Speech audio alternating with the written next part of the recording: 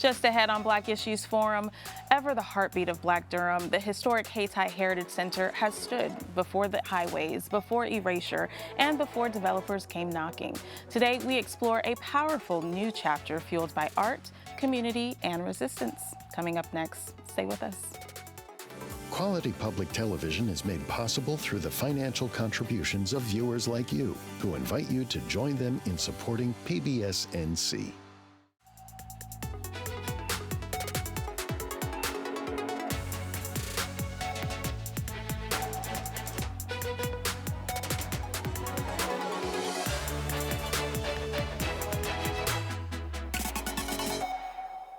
Welcome to Black Issues Forum. I'm Kenia Thompson. Durham's Hayti community has always been a symbol of Black brilliance, entrepreneurship, culture, and collective power. But like so many historically Black spaces, it has also endured threatened erasure, neglect, and pressure from those who see land value but not cultural value. Joining me today to talk about where Hayti has been, what it has survived, and why this moment matters so deeply are Monét Marshall. She's a member of the board of directors for the Hayti Heritage Center, and historian Dr. Andre Vann, who is also the coordinator of University Archives and instructor of public history at North Carolina Central University. Welcome. Thank you. So glad to be here. Now, we are going to talk about all the wonderful things that are to come at the Hayti Heritage Center and the lineup in the new season. But I first want to kind of dig into the history, why this community is important, and then why the center itself is important. I want to start off with you, Andre. People may know the name of Hayti, and I love that it is a spinoff of Haiti, because that's my lineage. But a lot of people don't know the full history. It's not just the center that we see in the building standing, but this was a community. Tell us a little bit about that. Yes, well, the Hayti community, of course, as noted, is named for Haiti, a symbol of independence, first, to seek its freedom in the Western Hemisphere, after having repelled Napoleon, as we like to say.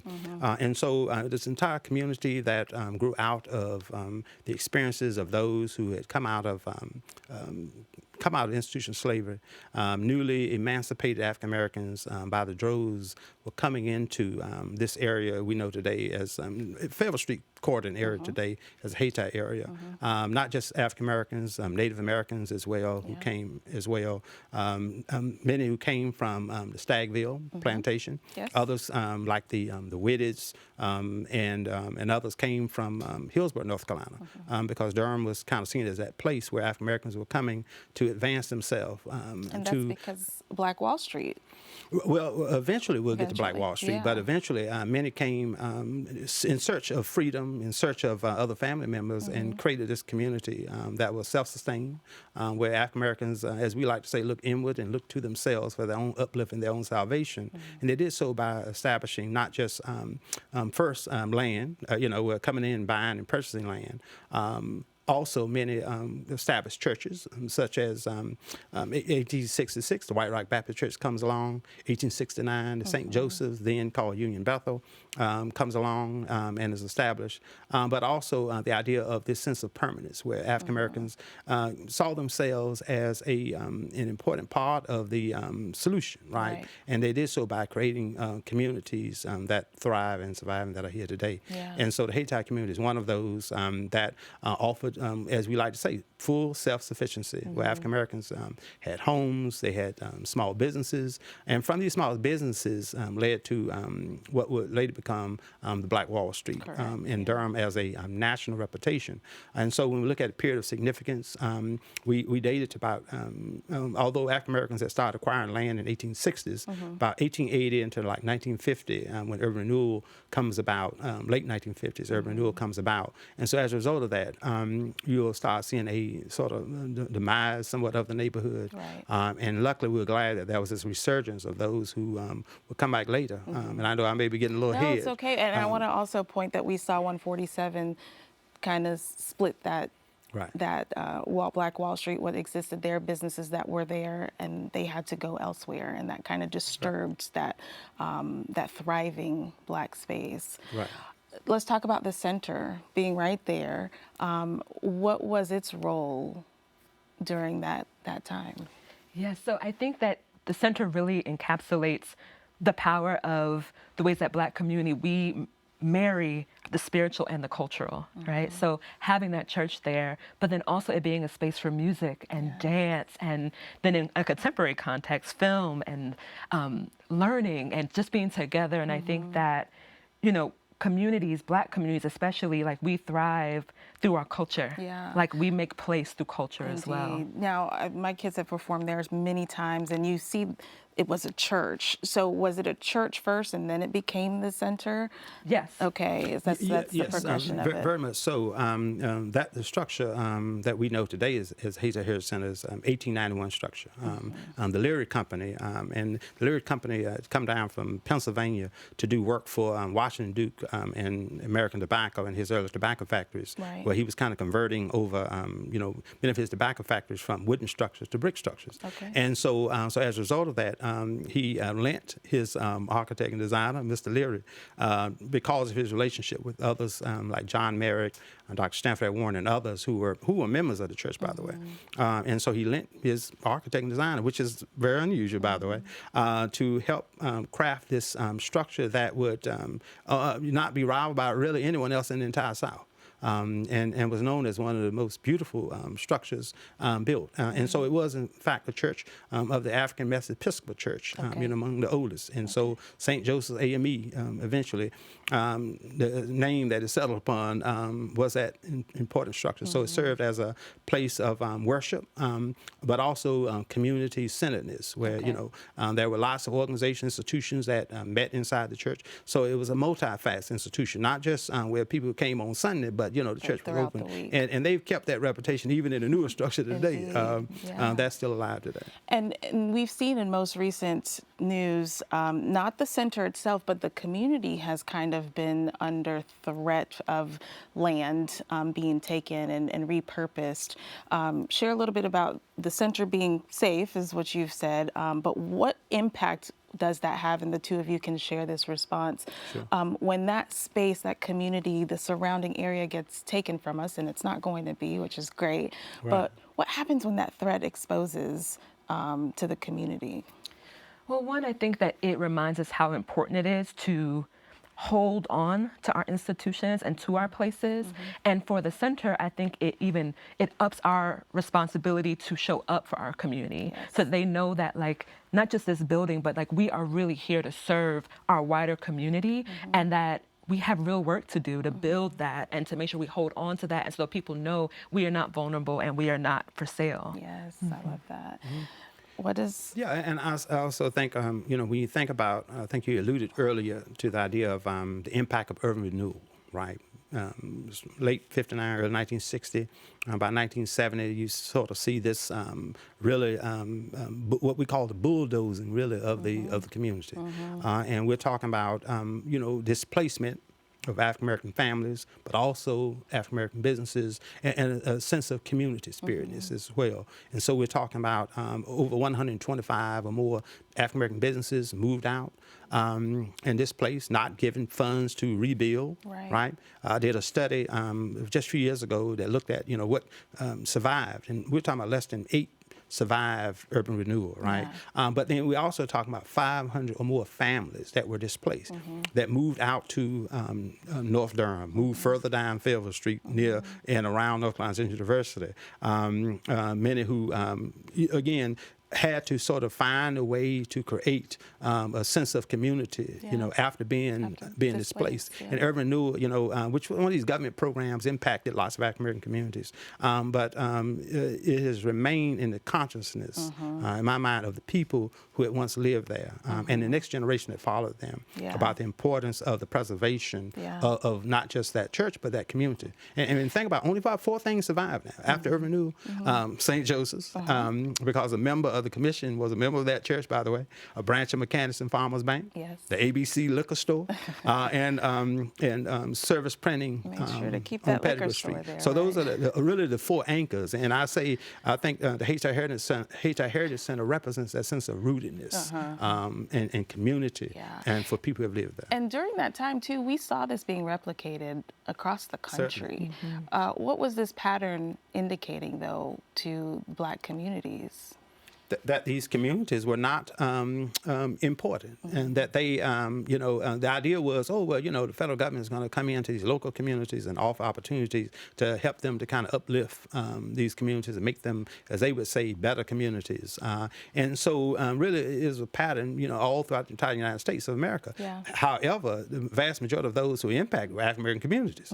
I told folks, you go up 85, right before you get to 95, and you go to, we do comparative history, right? So we're talking about Hayti impact of 147. Yeah. You go up to the Jackson Ward in Richmond, Virginia, where you have Virginia Union on one side of the campus of 85 and 95, and Virginia Union on the other side. Yeah. That's impact, right? Impact. And these are examples that you go to Jackson Ward as a clear, conscious example on the part of the government to kind of really just go and just erase these histories and make promises that they know they could never keep.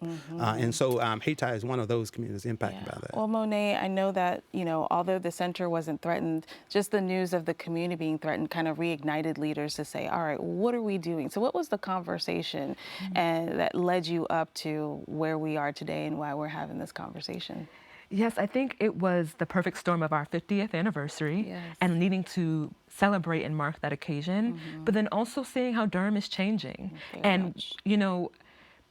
It's easy to be upset about change, but also it's part of our job to be part of it. How do we want to shape change? Because we know we can't stop it necessarily. So how are we forward thinking? How are we making sure that we're still honoring the history and the legacy and also thinking about the future of what's coming? And I think when the community was being actively under threat, we were thinking inside of our mission, inside of our programming, inside of what we present to community, what is most important, what is most needed, and what can we offer that no one else can. So what has been the decision? So you've got a new lineup of a bunch of wonderful things that are coming. So tell us about the categories. We've got speaking, art, what else do we have? We have live music, we have performance, and then we also have our dialogue series. So we're starting our year off with Brandy Younger, who is a harpist. She's a jazz harpist. Okay. She has a new album out where she plays Alice Coltrane's harp on her album. Oh, nice. So I'm very excited about this performance. I can see you light up behind it. I think also acoustically what harp will sound like in that space. I'm very excited. But then also thinking, and then we have Branford Marsalis will be performing. Great. North Carolina Central alum Yazara, who will also be performing in our music series. And then we have our dialogue series, which is Ta-Nehisi Coates, Melissa Harris Perry. And we did that intentionally because we know that our culture is not just entertainment, right? And particularly in this social political moment, it's really important for us to have real conversations in community and to grapple, right? To really grapple together. And I think that we have the legacy and we have the relationships for people to trust that we can hold conversations. And then our performance space, I'm doing a one-woman show, one night only on Juneteenth, one of Anna DeVere Smith's shows. Nice. So a little bit about your background. You went to A&T University, Aggie Pride. Can't say it too loud. I know. Not too loud. But so why did you decide to go into the arts? Oh, I come from an artistic family. My mother is just everything. She can take a pillowcase and make a costume. She teaches theater at Southeast Raleigh High School right now. She is just a consummate artist. And I think what she gave me more so than what art does for sitting in the audience, but how art impacts community. She took us into a women's prison to perform for women. She had us going to work with people around history. We have a theater company that does interactive and immersive pieces on slavery. And I think for me, I understand how important art can be to change hearts and minds, and that's how we change behavior. It is. So with that, Andre, I want to pull you back in. Art has always been used as a form of resistance in our history. Share how this kind of continues to support that idea that art is very important. Yeah, well, I think, art offers a representation of the time periods in which we live in. But it also gives us a chance to kind of reimagine, what their history has been like.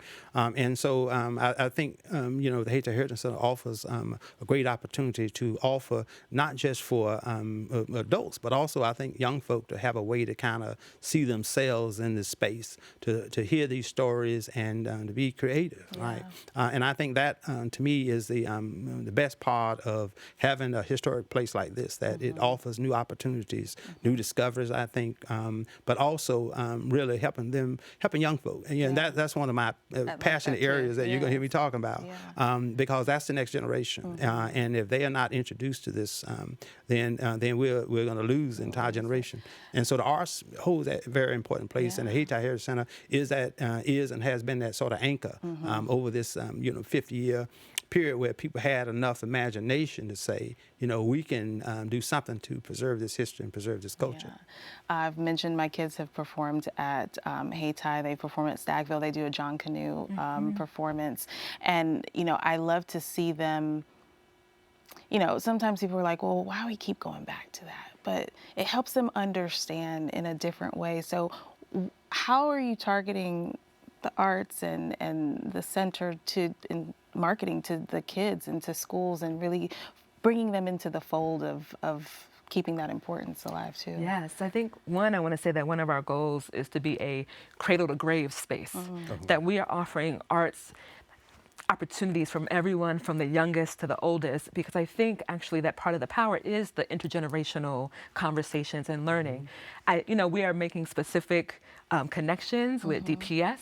We're also really working on what is the curriculum we're building around performances, so that it's not just that one-time thing, that you can make a connection between, I'm going to this reading by Britt Bennett, and then I'm going to go listen to Melissa Harris Perry, and I'm going to go listen to this music, and how are these three women all connected to a larger story about the representation of Black women, for instance. So I think it's really important for us to know that we're all learners, right? And I think sometimes we can, like the young people, we want the young people to learn, but we want them to learn in community.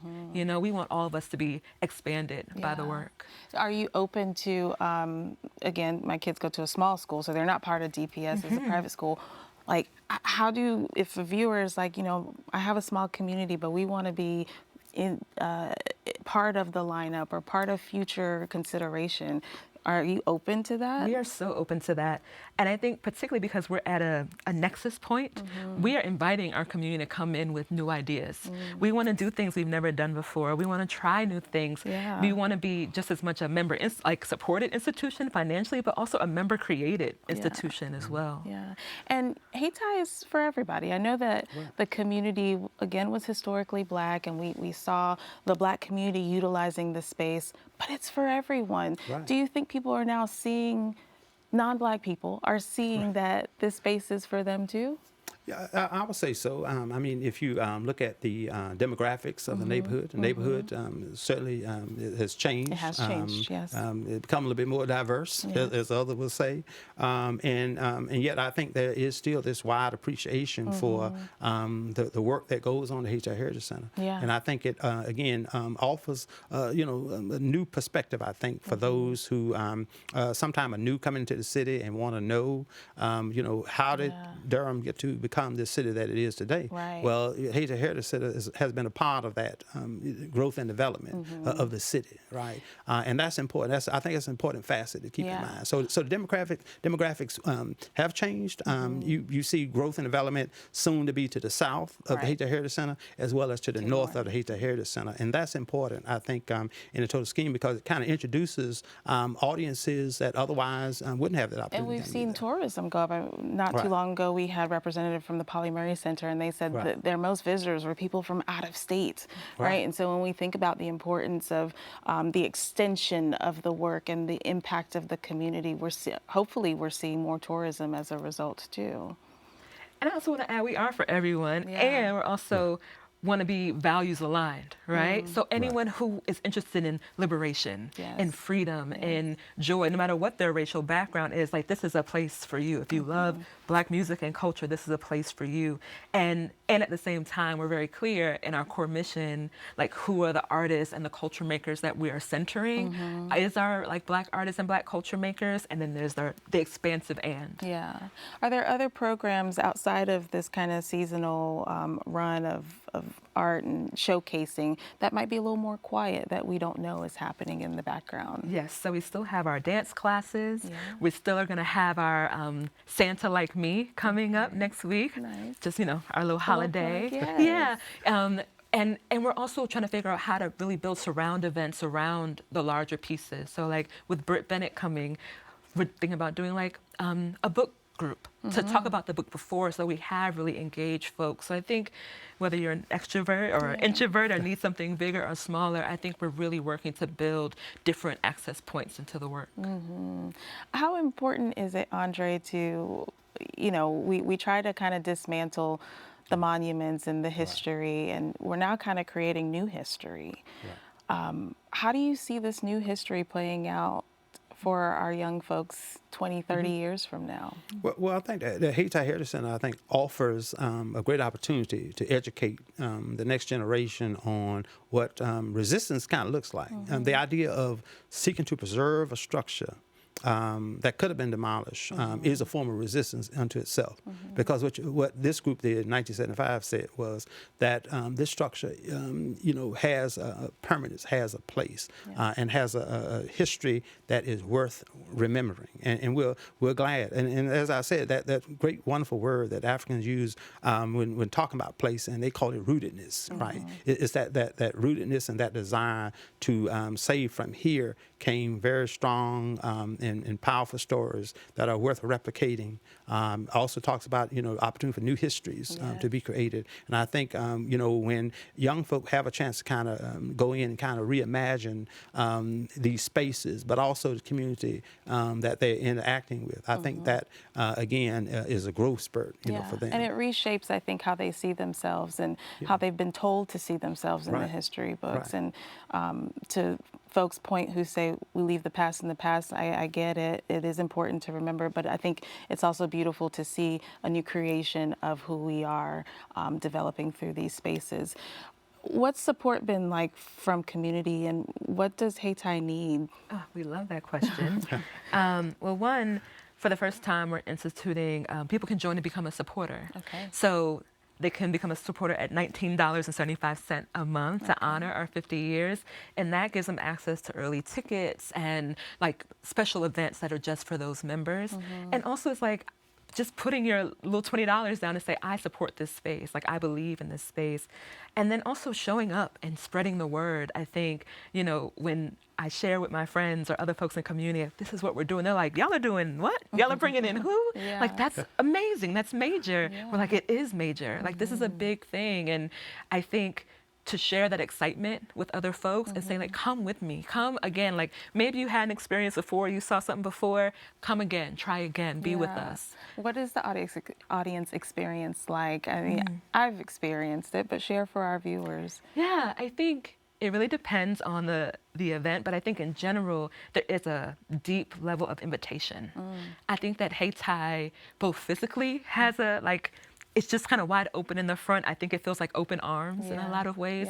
And I think it's also a space where even if you're a first-time person coming, you are greeted as if you are part of the family. You've been here lots of times, and you see lots of people who have generational relationships meeting and coming and sharing stories. And, I just think that it's so clear that the space it is the physical, but it's not just the physical. It's what it represents, the relationships that have been birthed and supported here. And when you go inside, there are also artifacts and other things to see too. What do you know of some of the artifacts that are in there? I know. Well, the sanctuary itself is a living, I think, testimony of the work and the history and the preservation of the former St. Joseph's AME Church as a religious institution. And so you'll see great programming going on there, guest speakers coming there, and people have a chance to kind of sit in the real pews, right? Real seating, right? Look up and stained glass windows that are there, wonderful, beautiful, historical, and then the beautiful stage that's there. So it presents an opportunity, in terms of the preservation material culture, right? And that's what we're talking about. Those things outside of the normal primary documents and papers, but it offers opportunity, I think, for people to get a chance to really see this history and what once was, right? But also to see how, in the preservation of the structure, that it offers a new opportunity for the public and for the community to kind of come in. And I always tell folks, when I arrive at the top of the steps, right, I always walk the steps. I'll take the elevator, get to the arrive, and it's just like coming to what we call the vestibule almost in a sense. And you do feel that sense of warmth and that place, and you feel a sense of being right at home, right? And I think that's important. And I think it is important. I imagine that you are planning for beyond this new lineup release. Anything you can share with us? I will say that we are committed to continue to bring world-class performers and speakers to Hayti, but also balancing that with local artists, which is one of my deep joys, because I think it's really important for us to continue to beat the drum and say that our local artists are world-class. It's world-class talent. So real quick, highlight some of the big names that are coming in this year. We have Brandy Younger. Yes. We have Branford Marsalis coming. We have Yazara is performing. We have Ta-Nehisi Coates. We have Melissa Harris Perry. We have yours truly. Yes. And those some of our folks that we're really excited to share. Big names. Website will get thrown up on the screen again for those that want to go and see when and where. And I just want to thank you both, Monét Marshall, Dr. Andre Vann. We appreciate you. Thank you so much. So glad to be here. Yes. And I thank you for watching. If you want more content like this, we invite you to engage with us on Instagram using the hashtag Black Issues Forum. You can also find our full episodes on pbsnc.org/Black Issues Forum and on the PBS video app. I'm Kenia Thompson. I'll see you next time.